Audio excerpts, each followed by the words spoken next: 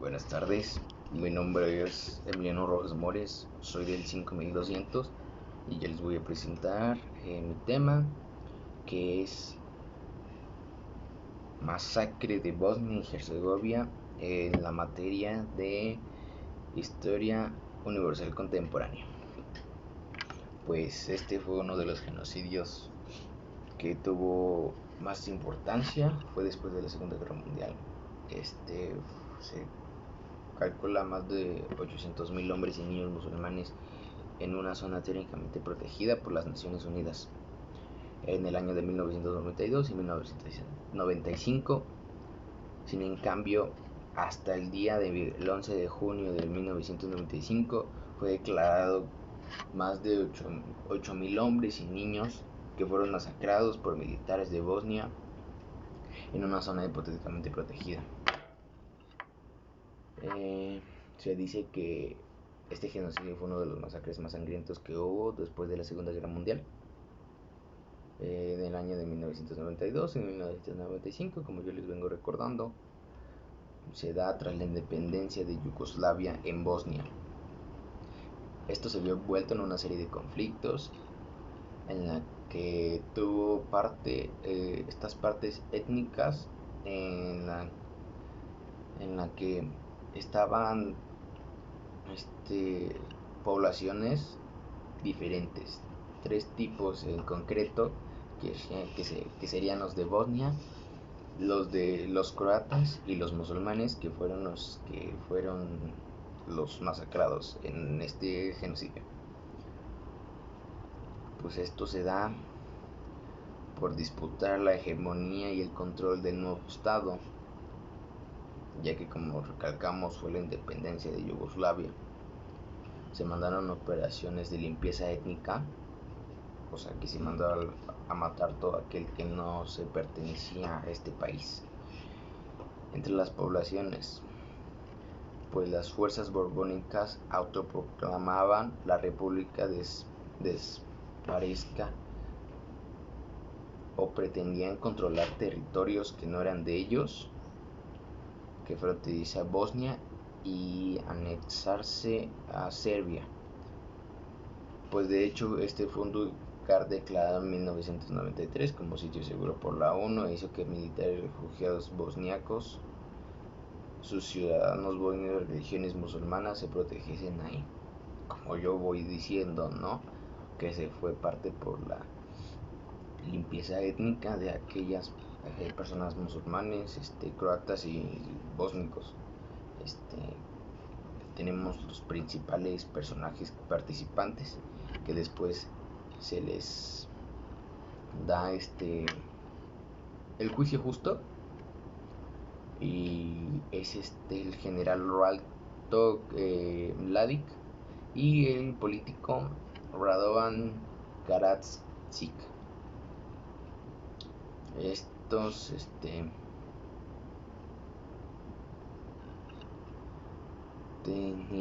el general fue el militar que se encargó de mandar todas sus tropas militares hacia la limpieza étnica, comandada o liderada por el político Radovan Karadzic.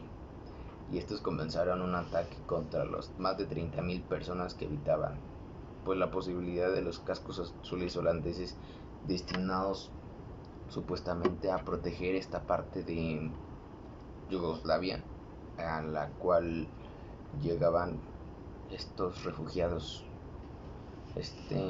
Se negaron a proteger los de cascos azules, los de la ONU,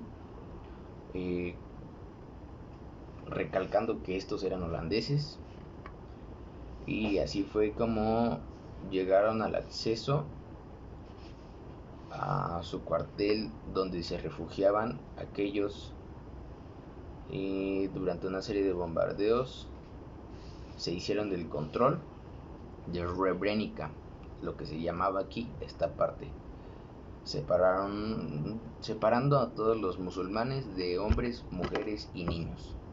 En esta parte fueron matados la mayoría de los hombres y niños, y a las mujeres fueron violadas la mayoría de las mujeres por parte de estos militares.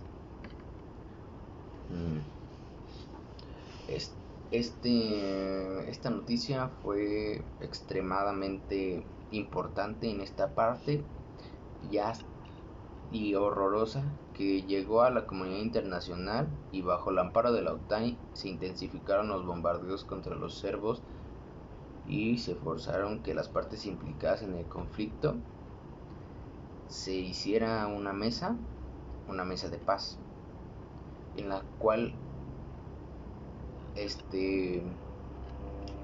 se llegara a una solución temprana del problema, y se llegó. Al final terminaron dando las tres regiones étnicas diferentes, serbios, croatas y musulmanes. Finalmente se terminaron juntando, y Dayton fue el que proclamó la solución al acuerdo de paz. Y bueno, terminó esto en 1975. Estos tres regiones étnicas se juntaron finalmente, quedando bajo el mandato de una tutela serbosbonia.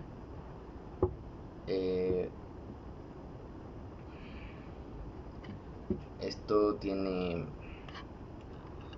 fin.